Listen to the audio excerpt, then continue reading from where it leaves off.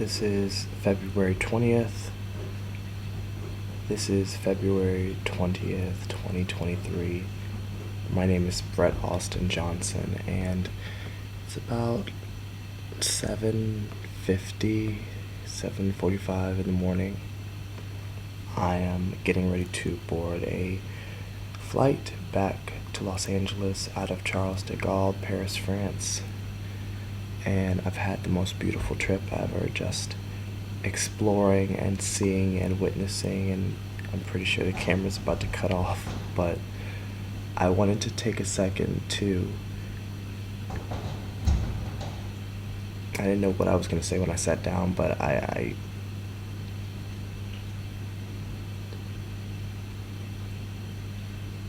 am struck by how much hope I have despite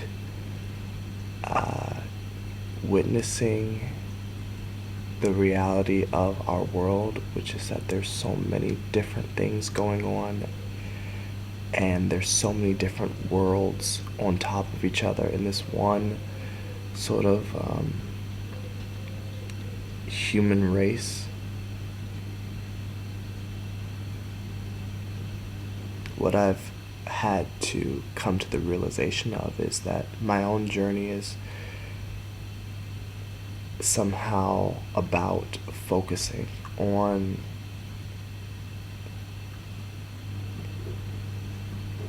the positivity that I can create and the positivity that I can enjoy when I'm not creating it, enjoying it, when I'm not enjoying it, creating it. And letting that be the cycle that my mind sort of like moves through and ruminates on, because the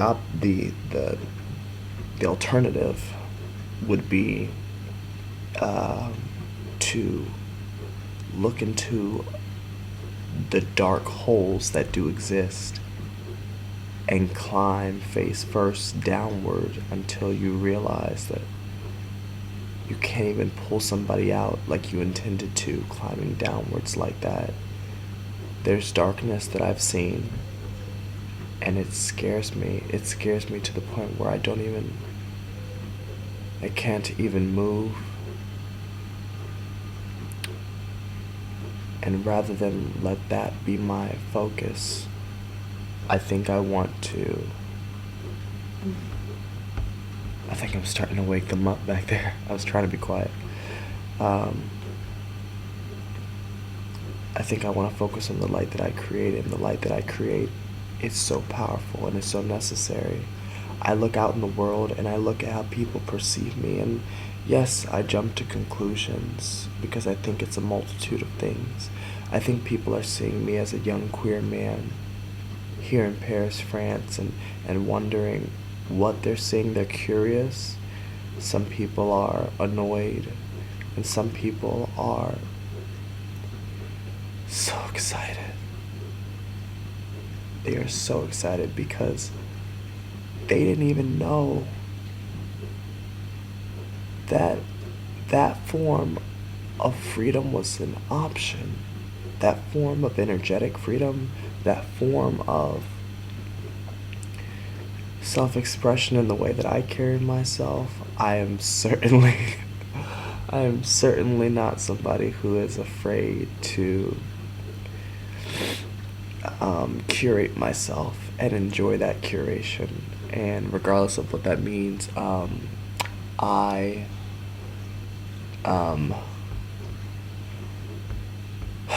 stand in it, and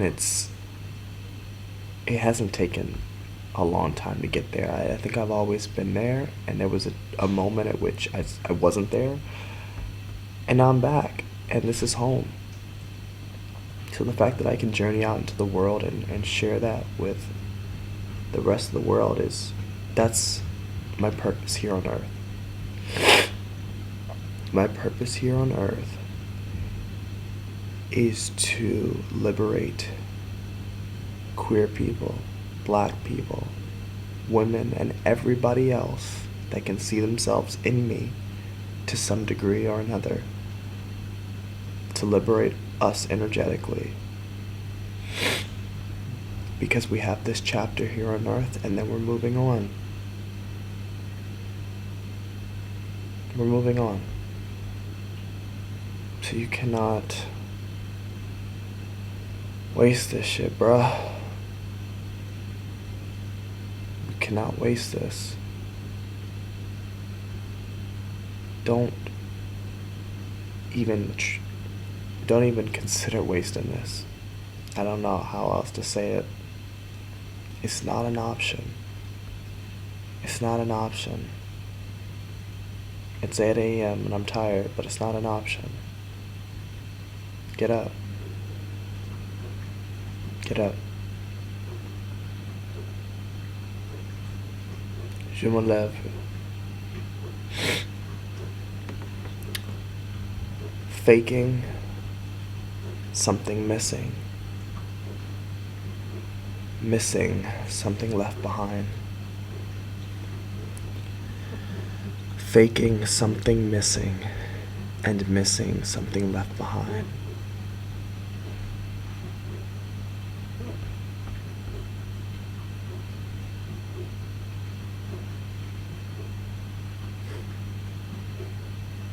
It's Black History Month, and I'm walking around Paris and noticing all these things, some of the homophobia that I'm experiencing, the microaggressions, and then I think to amazing scholar and writer James Baldwin, I think what his experience moving as a black queer man through Paris, France, however many decades ago, I wonder why he felt this place such a refuge. It's certainly beautiful, but energetically it feels the same. It feels like I'm still fighting to take up space. And I don't know if there's a single place on earth where that's not the case, because I think the reality is that's the human plight.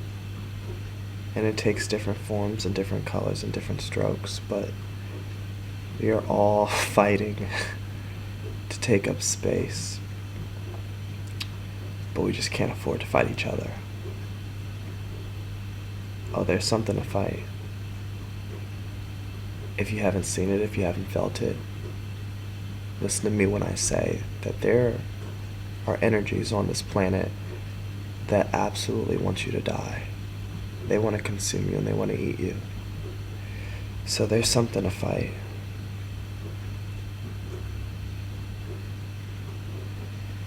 But it's not each other. I think that's my biggest takeaway from this trip. Something is in my ear whispering to me, trying to convince me that most people are enemies, most people are dangerous.